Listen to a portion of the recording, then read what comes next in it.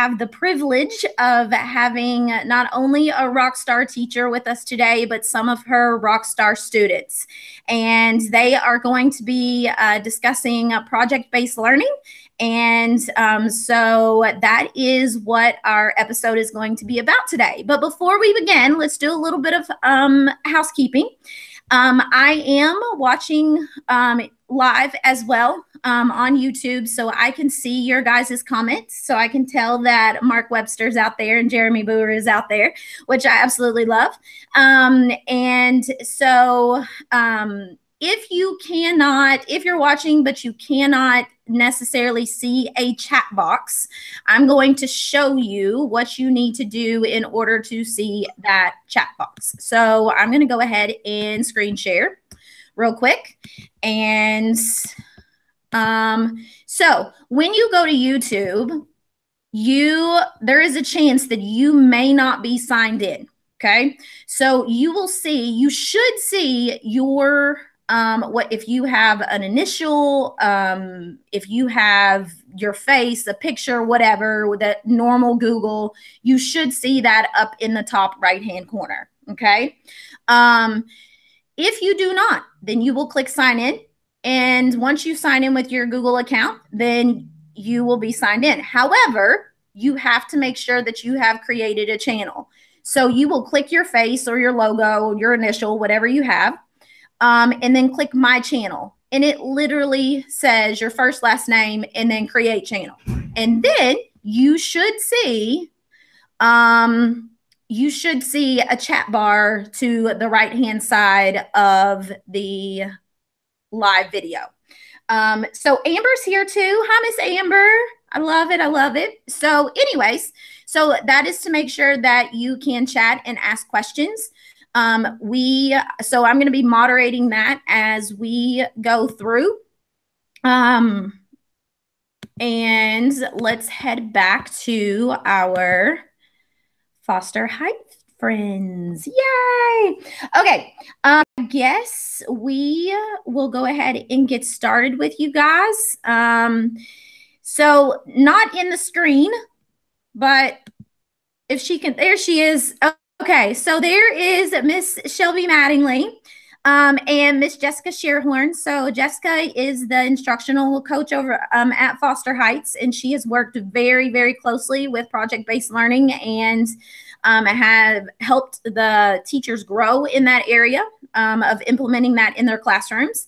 And like I said, Shelby Mattingly is a 4th grade teacher, and she is one that I clung to pretty quickly being in the district because she is willing to try anything. She's not afraid of failing and reflecting and trying again. And so that is definitely something that I like. That's me curled up. So anyways, so we will let them go ahead and get started talking about project-based learning at Foster Heights. Okay. Hi, everyone. Like Jamie said, my name is Shelby Mattingly. I'm a 2nd-year teacher here at Foster Heights, and I'm just kind of here today to explain the PBL process, kind of the planning process that went on beforehand and the implementation process as well. So we were really fortunate as a Foster Heights faculty to get the support from Jeremy Hill, our principal, Aletha Abel, our assistant principal, and Dr. Shearhorn, our curriculum coach. They worked out back in December. And if you are an administrator, I highly suggest doing this for your staff because you will be appreciated.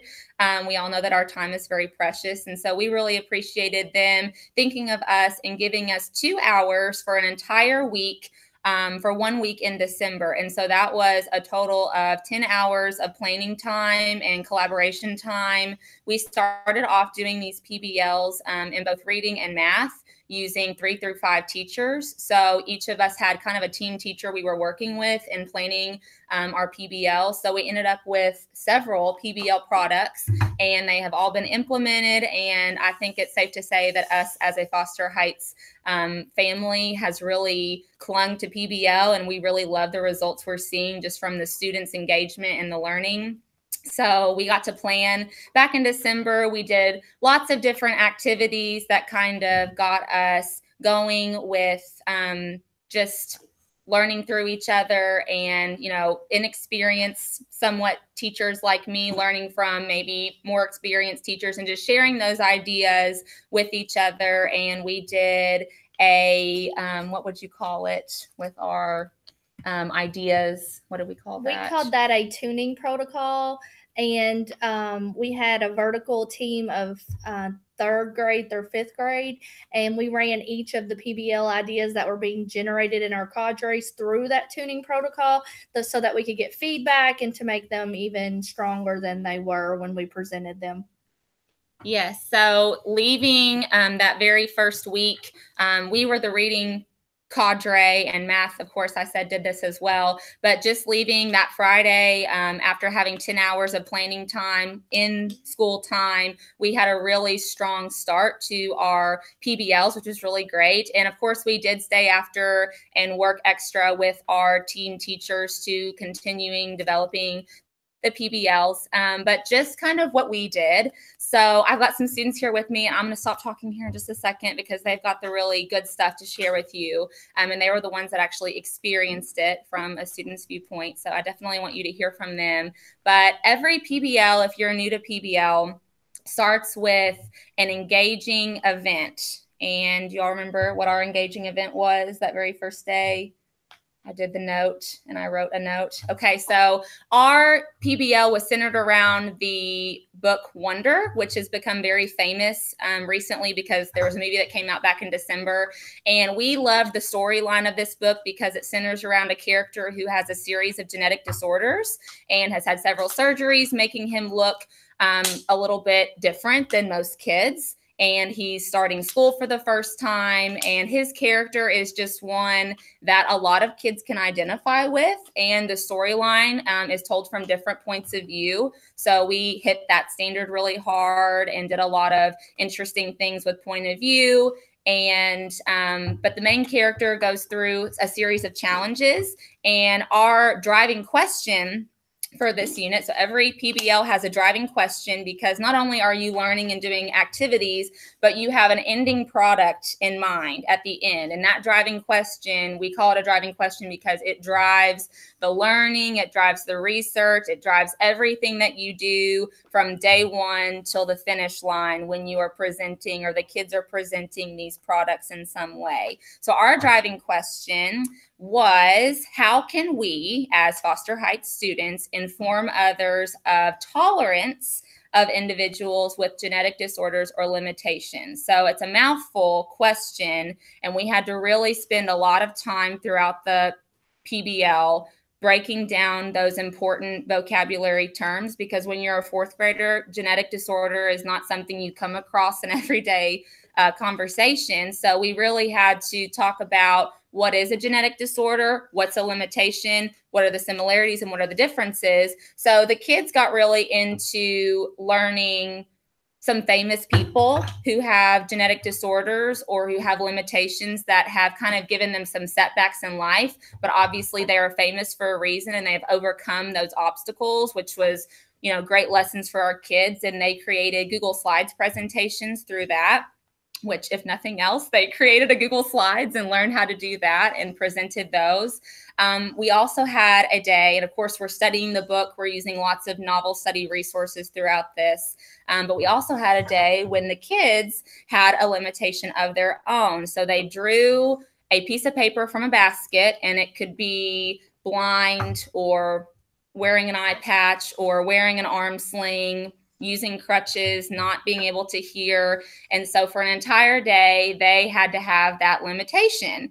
And it was interesting, and I'm let them kind of talk about it, but it was interesting because they would come up to me after 2 hours and say, can I please trade with so-and-so? I don't want to be blind anymore. Well, people who are blind probably didn't choose that either, but it was a great learning experience because we did a reflection at the end of the day, and they really got into that reflection and dug really deep and said, you know, now I respect people who have limitation. I respect them because I've somewhat experienced it myself, and now I kind of know what it's like to overcome obstacles. So do you all want to talk? Maybe Ian, just talk about your experience with that really quick.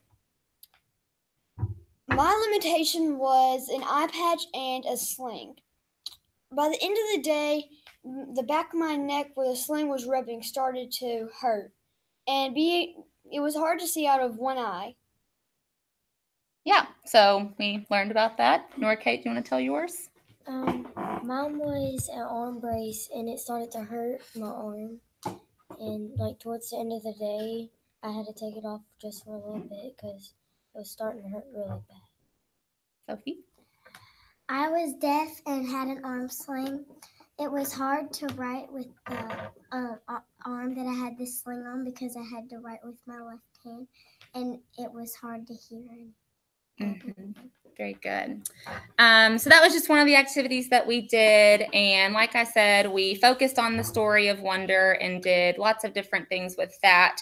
But what they're going to tell you about now is their ending product. So we've got and I completely stopped talking about the engaging event. But the engaging event at the very beginning of the PBL is used to get the students hooked, to get them engaged and say, wow, I'm really excited about learning fill in the blank. So it was a Monday when we started, and I pretended that I had found this note crumpled up on the floor, and I said, I'm just so disappointed. It was a hypothetical note between two hypothetical students.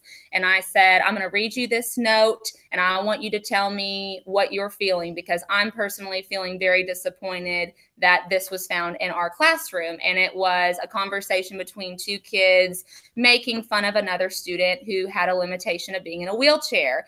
And as I looked up after reading this note, their faces just, their jaws were just dropped. They were so upset. And so we went around to every single kid and I said, how does that make you feel? How does that make you feel? And you heard terms like angry, disappointed, surprised, shocked, angry. And so I said, I'm disappointed and angry too, but also this is not a real note. I made it up, and I want you to take that feeling and I want that to drive your learning for the rest of this unit as we read this story, as we study it, as we learn what it means to overcome a limitation or what it means to have tolerance of someone who may look or act a little bit different than you. And I think that engaging moment really set a good tone for what we would be learning for the rest of it. So now that I talked about that, to the end, at Foster Heights, we're a Leader in Me school. We always begin with the end in mind. That's one of our 7 habits. And so that driving question really helped us begin with the end in mind and point us toward our ending products. And another component of PBL is student voice and choice. So we want our kids to have a voice and be able to choose what they want to create and what they want to learn. And so it's great to give them those choices because they will surprise you.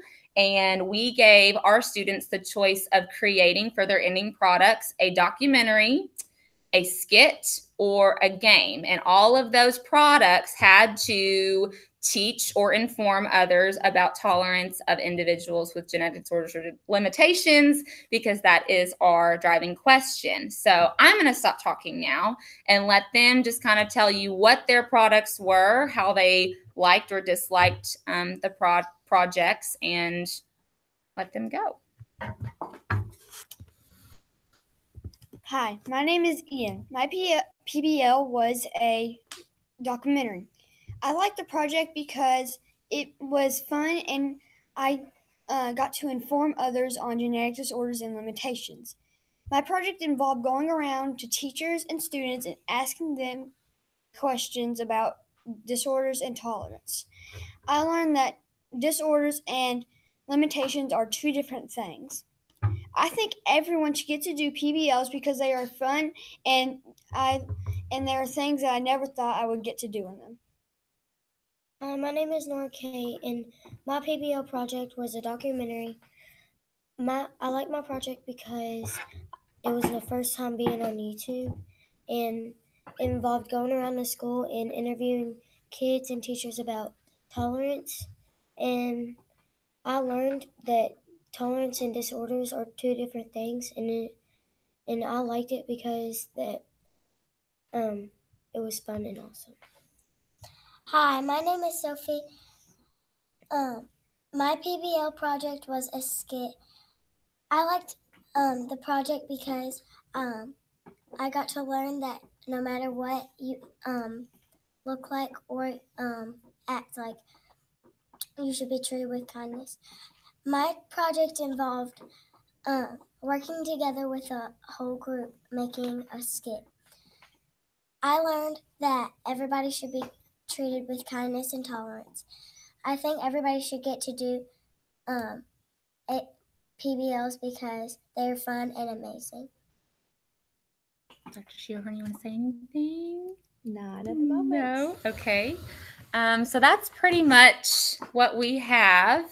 They're wonderful, amazing rock star kids, and they worked very, very hard. I do want to add that all of our skits were put on YouTube. We recorded their skits, and they were 100% student created. So I really didn't have much of a part in them at all, other than just giving feedback. And Dr. Shearhorn also came in and gave feedback, which is crucial as they are creating and planning their projects. But they are on YouTube, on my YouTube channel, if you are interested in watching those. I teach reading and writing for 2 classes. So every group that chose to do a skit, their products are online there. And then my documentary groups, I had 2 documentary groups, one for my class and one for the other, and they turned out really well. You'll see a lot of familiar faces being interviewed, and it's just very interesting to see the viewpoints of both teachers and students from kindergarten through 5th grade on what they think that kindness means, what they think tolerance should look like,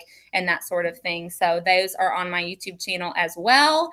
And finally, the most important thing that we haven't mentioned is that these guys presented their projects at an exhibition night, and exhibitions are huge in the PBL world because if you're not sharing what you're learning, it's not really authentic. And the kids knew from day one that they would be creating something to answer that driving question, and they knew that they would have an audience. So I think that made them work a little bit harder and have a little bit more motivation because they knew someone was actually going to see it. It wasn't just going to be stuffed behind a random closet, it was going to be seen. So they worked really hard. We had a school-wide showcase, and we've done this before with our passion projects and other things. And it's just amazing. This year at Foster Heights, we've had so many Google sheets being sent out. That's how we sign up. And teachers will, as soon as they get the email, they will sign their class up because they can't wait to see what all the other classes are doing. And it's a great way to see other kids and other learning happening in a building that you might otherwise not be seeing. So we got to see, or classes came to us kindergarten through 5th grade. Different teachers came and saw us, and that was kind of our practice. And then the next night we had a family exhibition night where all of our family members could come in and ask us tough questions and just see what we'd been working so hard on. So that's pretty much it. So that information that you just shared is invaluable from each one of you, 3 4th graders to your teacher. I did have a couple of questions. As you were talking, I was kind of taking down notes just because. So the admin there, you said, Miss Mattingly, you said that the admin is very, very supportive in the process of PBL. And they allowed you all to have that planning time during school. And I just want to kind of piggyback on that because I was able to be a part of a couple of cadres in their planning process. Just for technology implementation idea kind of thing. And that process was very, very, very powerful. And as you heard the students talk, well, let me ask the students, what if Miss Mattingly would have just come in and said, hey, we're going to read the book Wonder. And you didn't do all this, you didn't do the engaging, and you didn't do the product at the end, and you didn't do an exhibition night, and she just read you the book out loud. What would you like, how would you feel about that? Now that you've kind of been through a PBL unit, like how would you feel about if she just went and said, hey, we're going to read this book out loud? It's a good book.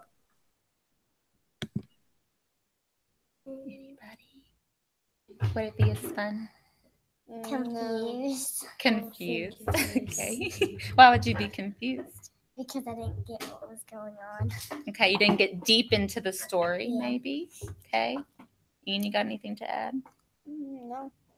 Did you enjoy doing the projects? Yeah. Did you think that that made a difference and helped you understand the storyline a little bit better, connect with Augie a little bit better? Yes. I would also think, why is she reading this book to us if we're not going to do anything with it? Because usually she'd read the book and we'd do like something with it. Okay. So that just means Miss Mattingly is a rocking cool teacher. I do, Ian, let me ask you this. What, like, there was a lot of real life connections, like you all having to have a limitation one day. So how do you see the world differently now that you've kind of gone through this? Let's say you go to Walmart and you see someone with a limitation. Do you see them any differently? Do you look at them any differently than you would have before? Mm-hmm. Okay. And Nora and Sophia, you can tell me too. You can talk to me.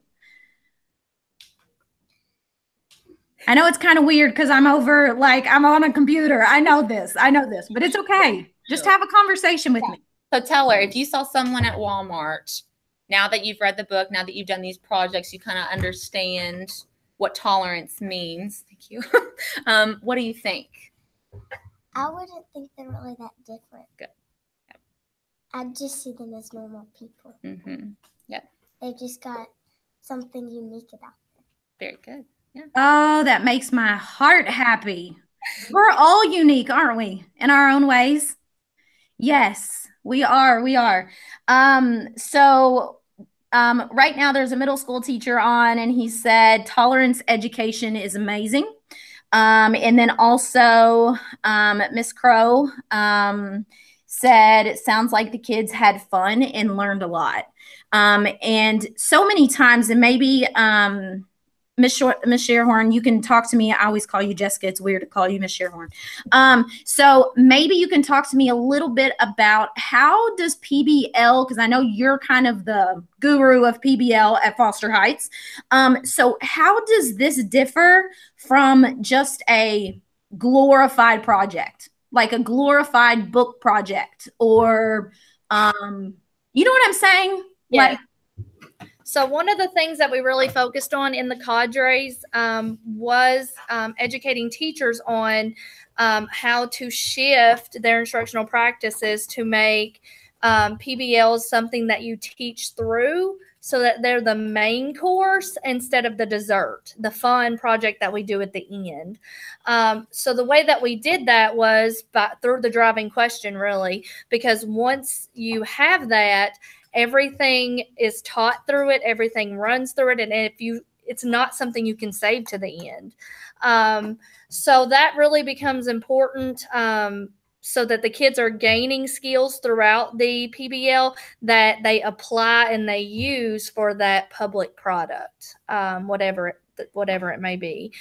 So that was the first thing that we really focused on in our cadres, was shifting that mentality from let me get my instruction in and then we'll do the project, to this is how we're learning through this this unit that we've developed.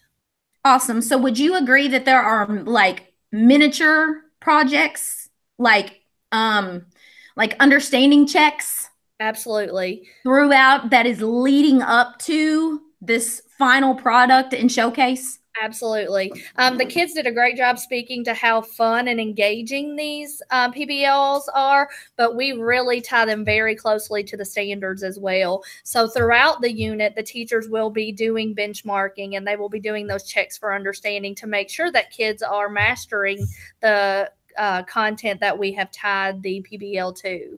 So it is very much rigorous instruction that is what the kids see as fun and entertaining. Right. And it being real life, I mean, and that is so important. Also, they mentioned that, and Shelby or whoever can answer this question. having an actual audience, having the kids knowing that they have an actual audience.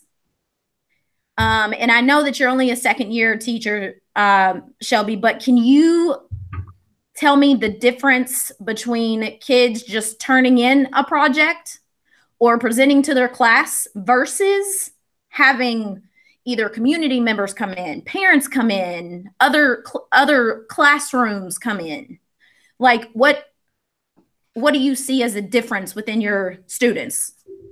Yeah. Well, at this age, they don't want to embarrass themselves. So I think I can speak on behalf of Morgan Roby and Amy Tucker and Rachel Bell and Michael Jones in 5th grade and all the 3rd grade teachers who have implemented a PBL. When they do, because a lot of them have had community members come in and judge. And I just noticed from stepping in and watching and observing, those kids are different kids when they are in front of those outside, I don't want to say outsiders, but the people outside the walls of Foster Heights, because they see them as someone important. And not that they don't see and value their classmates, but they see them every day. That's not really anything different. So when we would practice our skits, or we would practice our games, and we would practice presenting and give feedback, it was a very different, they gave a very different presentation feel. So when we, even when we presented to the other classrooms, them knowing that they had little ones coming, but also